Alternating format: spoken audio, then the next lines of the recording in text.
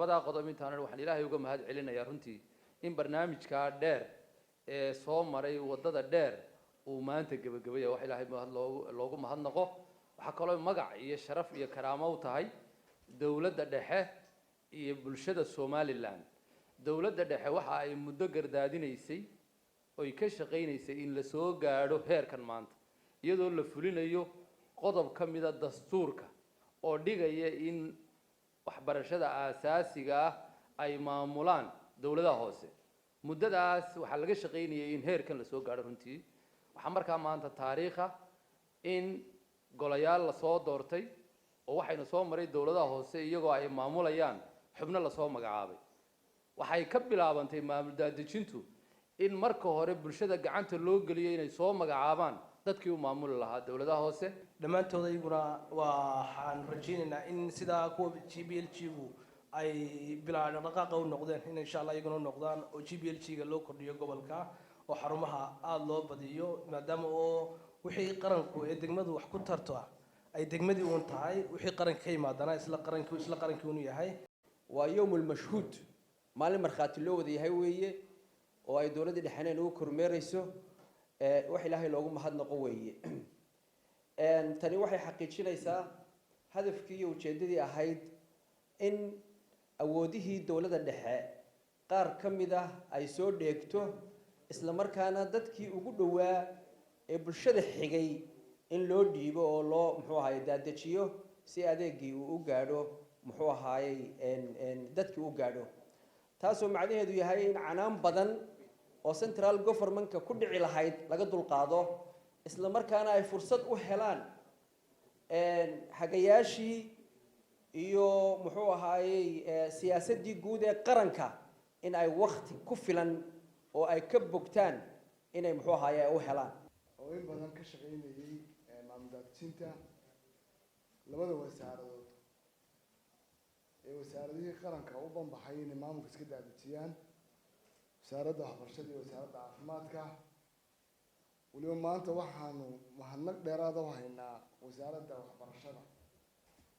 oo runtii wasiirka iyo agaasimaha guud ay guud taariikhi ah oo qarankan wax u ah inay maanta gebi ahaanba ay ku wareejiyeen maamulkii ilaahay subxaana watacaala waxaan ka baryaynaa inaan noqono kuwa bulshadooda halkay maanta joogaan meel ka fog u hilaamin kala gaarsiin karaa inaan noqono ilaahay waxaan ka baryaynaa inaan xilkaana loo dhiibay aanan hoos uga noqonin marka waxaan halkan fariin uga farayaa in wasiirada kale ee khusayso caafimaadkiina waa iska diyaarado uu daba socdaayo waxba uma hadhiman isleeyahay wuu raacinayaa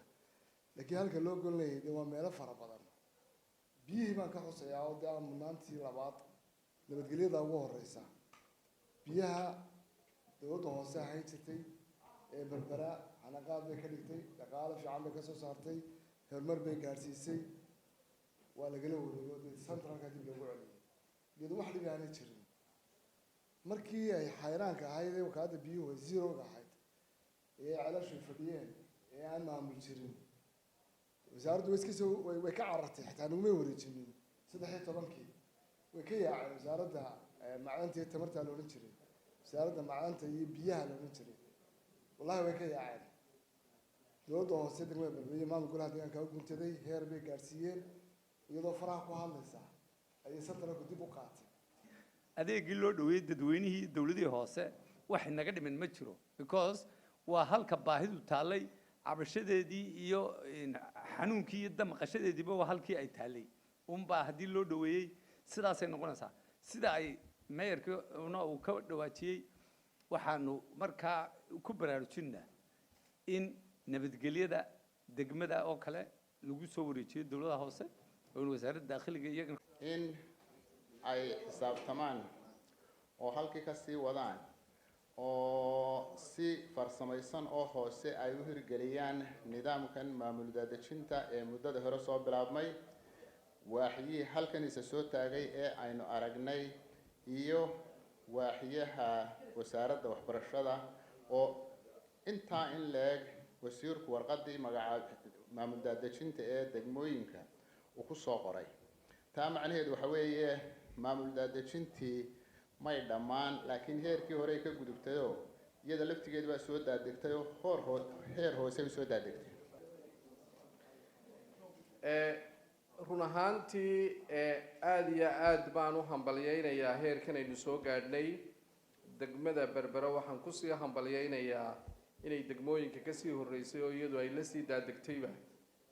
iyadoo aan loo daadejinba ay iyadu la sii daadegtay wasaaradda caafimaad ahaan degmada Berbera boqolkiiba 70 caafimaadkii ka socday aasaasiga ahaa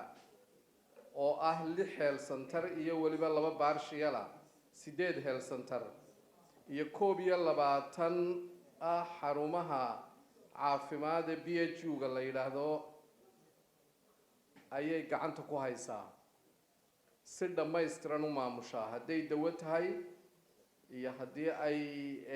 agabkii kale u baahnaayeen tahay iyo haddii ay shaqaale tahayba inta yara hadhayna waanu ka wada shaqaynaynaa sidii aan ugu wareejin lahayn